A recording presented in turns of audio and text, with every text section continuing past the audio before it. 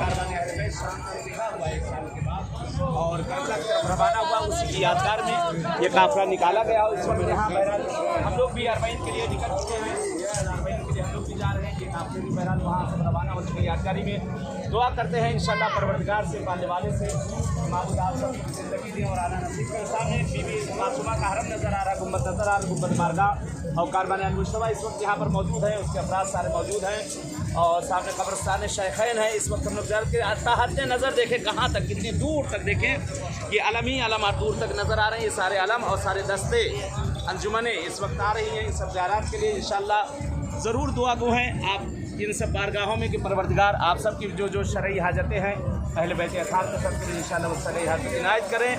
जो मुश्किल गिरफ्तार यहाँ परवरदिगार उसे दूर करें, और जो मरीज़ और बीमार है परवरदिगार उन्हें सेहत दे। परवरदिगार हमारे ज़माने के इमाम का ज़हूर करे और मौला का ज़हूर हम सब के लिए बाइस आफियत व रहमत करार पाए।